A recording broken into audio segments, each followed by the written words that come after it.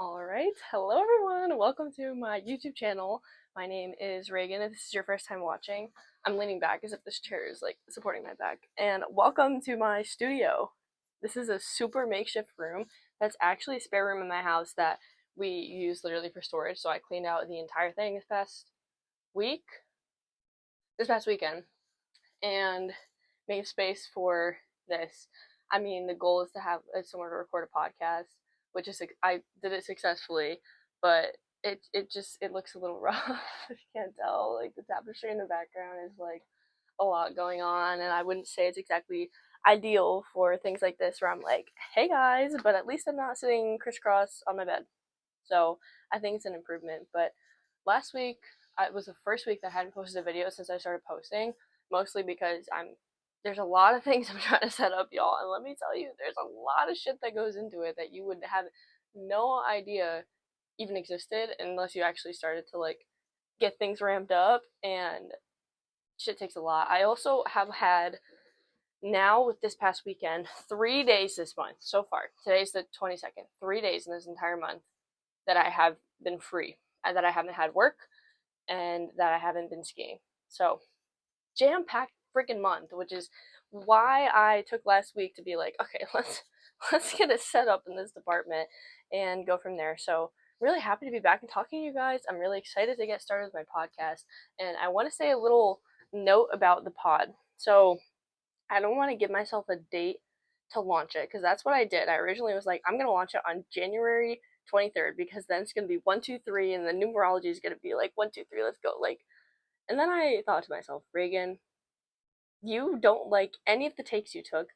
They just didn't. I was not vibing. It's not a good time right now for me to be recording. I'm going to do an episode. If you're a guy listening to this, you're about to get cringed out. I'm literally going to bless you with information in saying this. I'm going to do an episode on the 4 phases of your cycle as a woman because it's not just one, and it's not just like period attribute. Like there's a lot of hormonal changes that happen and different things within each period. And anyways, point being, it's just sorry that's TMI. Actually, I don't really care, and it's just not a good time. So I will be getting that started up in the near future when I actually feel like I can speak coherently and I have a clear vision and purpose for you guys to deliver you the best message and information possible in a timely manner and also in a structured way, because I don't want to start out with just like a shit structure, just forcing it and like rushing and trying to figure it out just because I gave myself this arbitrary date. Like I literally thought to myself, Reagan, what are you doing?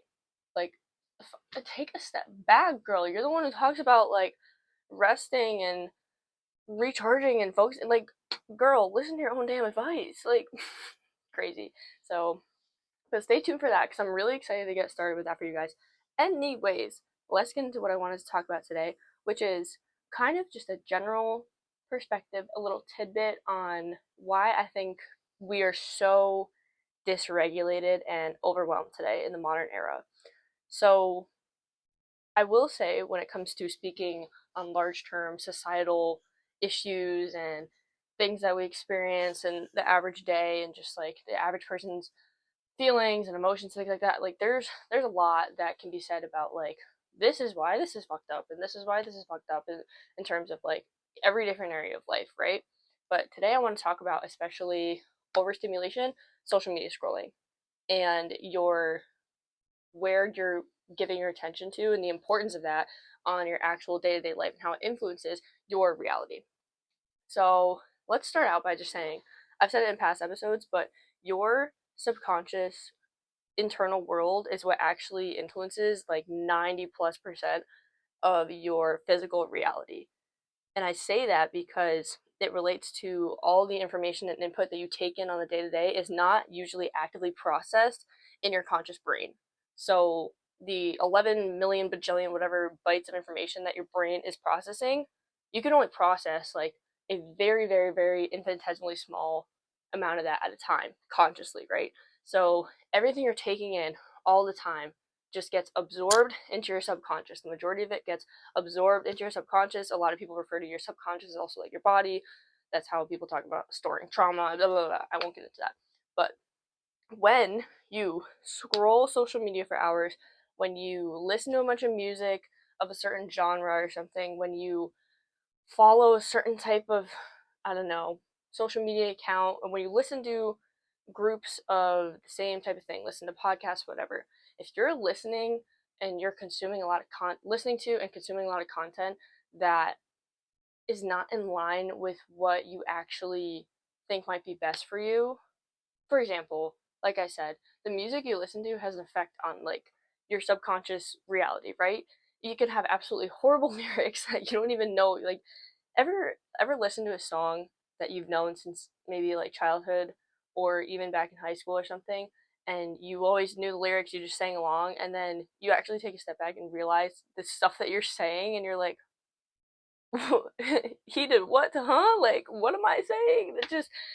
That is what I'm trying to say. Like, the lyrics and the words that you're listening to absorb into your body, and we want to keep you only absorbing content, information, input that serves you in the reality that you want to be creating. And this doesn't have to be like some huge existential thing of like, oh my god, I listened to a song that was about like, I don't know, some type of gang related thing, or like something that stereotypically like people would see as like violent, and now I'm gonna go do something like that. That is not what I mean. But I'm just saying that it does have an effect on your thoughts and your worldview, and again your beliefs. It really does affect you and sink in. So be mindful of the content that you take in, not just music, but again, movies. Another example with movies, I am especially sensitive to this type of world I'm talking about, where it's like, if I watch a horror movie or any type of crime documentary or murder thing or something like that, I'm in a weird mood of just being freaked out for a very long period of time afterwards. It's not like I can just shut that out and be like, oh, that was a fun movie about someone getting murdered brutally. Like, it sits with me, and I find myself genuinely being afraid of things happening to me more in my reality, because I have this subconscious thought after watching this movie of like, oh my god, was that real? Is that going to happen? Like, that could happen to me. That could be a reality for me. And it's not good. Obviously, not ideal. Not what you want when you're just, like taking a walk down your street, you think you're going to get murdered because you watched some horror movie. So, another example for me, oh my god, y'all, I was a dystopian queen growing up. Hunger Games, Divergent, Maze Runner, anything like that. The show The 100 is my favorite show in in all time. Like, if anyone knows that show on Netflix, oh my god, I love The 100, which is kind of ironic, which is what I'm about to be saying, but I love I always loved dystopian books and movies and TV shows and things like that, right? I don't know why, I just love them. But I realized in the past maybe year ago or so, is this mic good? Yeah. I realized that my worldview was genuinely that the world was gonna end in our lifetime, and we were gonna die in a nuclear apocalypse, and like I couldn't imagine myself at like 50 years old, because I was like, I'm even gonna be alive, like the world's just gonna end. I truly thought that, like, I was always so scared of some existential crisis happening, because I've been like programmed my whole life to just have that as something that could genuinely be reality, just based on the books I read and the movies I watched and the shows I watched. And it might sound really trivial or like silly that I'm saying that, but it's real. The stuff that you absorb that you may not think about genuinely sinks in, and it sits with you, and it influences your background thoughts. It's like your subconscious is, I think of us as like a computer sometimes, and your subconscious is a program that is always running that may not have been programmed by you, it often isn't, and it's basically getting new lines of code from every single thing that you're taking in all the time. And your subconscious is something that sits with you. No one's going in and clearing out the code. No one's going in and clearing out the bugs. There's a giant ass firewall between your conscious mind and the subconscious mind in the first place. So how are you even supposed to hack it if you don't even realize that that's the case anyways? Anywho, tangent, but all this new coding that's coming in with every new input source and every new thought you're telling yourself, or something that someone says online, social media, or something you're comparing yourself to, or some movie telling you that the world's gonna end with some alien invasion or something like that, it all sinks in. And again, no one is clearing the codes. Like, ain't no one debugging your system. You are the one who has to be conscious about what actually gets coded into your subconscious. And the first step of that is awareness of the fact that, holy shit, it's not just that I'm casually watching all of these things and then like I randomly have these beliefs that are actually a result of doing so. Like, they're connected. The stuff you put in is relevant to what you see in the external. So I want to bring more attention to that. And I also want to talk about social media scrolling and doom scrolling in general, because that is something that I've struggled with. It's something that I think every single person on the face of the planet who has a phone and social media has struggled with. Like, Instagram Reels is a vortex. And do not hate on me for Instagram Reels. I will hate on you for having TikTok for 4 years. I didn't have that. I I said this is too much. So you know what? I went to TikTok version B on Instagram Reels, and I will defend myself to the day I die. I'm just kidding. I'm being so dramatic. But anyway, so with this scrolling, let me just say, if you feel bad about yourself after scrolling for like 3 hours or something like that, there is also, ignore, my skin is super sensitive. The redness, this room is really hot, so ignore anything like that. Anyways, with scrolling, don't be super hard on yourself, especially if you really think you have almost a problem with doing so and you feel like you can't get yourself out of it, because the system is designed to make you do that. Every single thing that you're seeing, every content creator, every company, every person posting on social media who's doing it to get, sales or attention or things like that, they are doing it to grab your attention. They are making things 3 seconds long because they know that your attention span is 3 seconds long and they have to grab it in 2 seconds. It's a very much so a game. And you may be playing it without realizing. It is made to play to your weaknesses and to play to our weaknesses as human beings, right?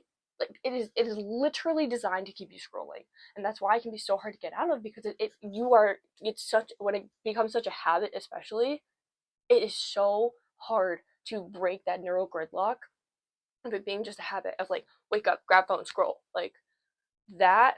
Those three sequential actions, very hard to break out of it. And again, companies don't make money on people who don't pay attention to their stuff. If something is free, then you are the product. I don't know why I'm doing crap hands, but seriously, if something is free, you are the product. You're the product. Social media, free? Is it really free? You pay with your time and your attention. Why do you think companies pay so much money for a Super Bowl ad or any type of commercial? Because more people are paying attention. Your attention is the most valuable thing that you could possibly give any other human being, or especially any company. That is all they want from you, because what gets you to actually buy their stuff? You paying attention to them. So, my point being, the whole scrolling and the whole addiction to it and the overstimulation that is all just social media or any reels or TikToks or anything like that, it is made to play to your weaknesses. It is made to play to your brain and how long you can focus on things and the things that you want to see. And I don't know, like the random slime videos or like pressing things and like the whatever, it plays to something that piques our brain's interest of like, oh, that's cool, I want to see that, right? So, do not have existential dread over it. Don't think you're a horrible person who's never going to achieve anything in life because all you can do is scroll. Again, step one, awareness. Awareness. And also patience with yourself to know that rewiring your brain to not be consistently in a habit of something is something that takes time and effort. I feel like everyone talks about, oh, change this, change that, shift this habit, whatever, and you think it's going to happen in 3 seconds. It does not. It does not. Lasting habits don't last from changing them for 2 days and then going back. And it also doesn't last with, well, I was going to say it doesn't last with really drastic change, which I've talked about before. But then again, sometimes with social media, you won't even realize how much you're clicking on an app automatically, just like, again, background program system, automatically just clicking on an app because you're just so used to doing so. So delete the app from your home screen if you want to go on it less. Set time limits. This is a really good one. Set time limits, like a downtime in like iPhone screen time. You can set downtime. I have mine from 10 p.m. to 10 a.m. And if you need to use an app, like it shows up as if you hit a time limit every single time for like every single app. It'll do it for like Gmail if you don't tell it not to, and it will just be some type of friction in the way of you automatically clicking on the app that you're so used to. When it comes up with a screen that says, oh, you reached your time limit, then you're going to be like, wait, do I even actually want to be scrolling that bad? Do I even want to go on Snapchat right now? Like, I don't really care that much. So put some steps in between you and the thing that triggers you to scroll, right? Or just raw dog delete the app. That's what I did with TikTok. Like, I said goodbye. I don't want to get lost in a vortex of scrolling for 3 hours at a time anymore, and I deleted the app. And I don't say that in a pretentious way. because God knows that Instagram Reels is just TikTok 2 weeks later. But still, anyways, I just want you guys to know that there is a different option available, and don't feel like shit about yourself if you're scrolling, because the system is designed to keep you scrolling. The system is designed to keep you there. That is how companies win. That is how people trying to sell you their products win, is getting your attention, right? And not all of them are malicious. Some companies can sell you amazing products that you're glad you saw their things. Some people will be a really helpful mentor that you see their post on and they got your attention, right? But other things can be more, not malicious, but just kind of exploitative. Exploitive? Exploitative? Oh my god, I'm an engineer, I can't even say that word. What am I saying? But you get what I'm saying. Some other things can be designed to exploit you and your attention. So just be aware of it. Don't give them your power. Don't give them your attention. Like I said, it is the most valuable thing that you could give someone. It is something that companies will pay so much money for, is your attention. And just think about how powerful your attention is. If people are paying that much for it, if they care so much about it, what if instead of giving it to something outside of you, you focus it in on yourself and thinking back to what you'd want to do, or the things that you want to work on, or the things that you love and you love spending your time on? What if you gave all the attention that you're giving companies and social media apps back to yourself? How would your life change? How different would it look? Just a little food for thought here. But I think that's all I wanted to get into with overstimulation. I think. Oh, another fact. Well, topic, I guess. We as humans, think of us as primal beings. I talk about that in other videos that I've done. I talk about it now. When I say primal beings, I just mean yes, we are very technologically evolved. We are the dominant species on this planet in terms of just our technology. And again, we are not physically the strongest. Like, if it's us and a bear, we're getting claps. Like, we're not winning like that. Like, we have kind of conquered, I guess, which is a horrible way of saying it, but nature with our technology and our brains, right? But we still have a brain that has evolved through thousands of years of humans just living off the land, living in tribes, and living in conditions that are drastically drastically different than the ways that modern society has us living now, with everything being so industrialized, so wide scale, and especially with phones and social media, we have been exposed to so much more stimulation, so much more sensory input, meeting so many more new people, doing so many more things than we ever have in the thousands and thousands of years that we've existed on the planet. And that affects our primal coded brains, our brains that were shared by our ancestors. And with that, that's why a lot of us can feel really dysregulated and overwhelmed easily, because we were never meant to, we were not built to sustain this much sensory input and information all the time. We were not built this way. Like, this is not our most natural environment, our most organic environment to be living in. We are living in a very industrialized society that has grown on a massive scale, which then obviously has changes and affects us in the way that we're used to thinking about things, when we have a brain that it's basically like software that hasn't been upgraded in like 200,000 years. It's being used in a new system that was designed super recently. There hasn't even been time to like code a new system or catch up to it, but the new system and the program and the software that we're living in is like super overwhelming for our little brains. It's like we're running with like one CPU when we need to take in like 10 CPUs worth of data, if that makes any sense. Like, system overload, and we're not designed to handle it. So that is another massive source of dysregulation for people. And, there's also a million other things with how we're conditioned to not feel emotions as much, or not prioritize them, or communication styles and just relationships and that type of thing. There's a million other things that can contribute to it, which is again why I made this YouTube channel, why I'm making a podcast, because I want to share with you guys the many different ways in which our society is very out of balance. We are out of balance from our most organic state of being, our happy state of being, and the most aligned state that we could be living in, that matches a reality to one that we want to actually experience. Like, we're not meant to have a bunch of desires and have a bunch of things that really interest us and things that we love, and then be forced to ignore them and not be able to pursue them because we think we have to stay safe by keeping the same job, or not switching fields, or not displeasing anyone. You know what I mean? There's a whole world to be talked about in terms of finding balance in all areas of your life, and that is what I'm here to help you guys do. So, with that, I'm gonna wrap up this episode. I hope you guys enjoyed the new studio, basically in nature, Grand Teton National Park. Um, and I was gonna say I kind of wanted to get like a tapestry in the back that had like the organic on it, but then I was like, I feel like that's so boring. I don't know. If anyone has any recommendations for ways that I could decorate this a little better, then I'd be open. But then again, I'm not really working with much space. So, anyways, I'll stop yapping. I hope you guys have a fantastic day, fantastic evening, fantastic night, and I will see you guys again probably next week.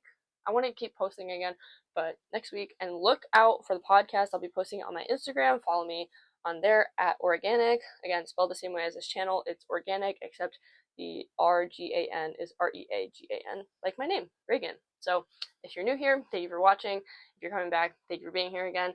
And I can't wait to see you guys next week. Go be your most organic selves, and I hope you have a fantastic day. Bye, guys.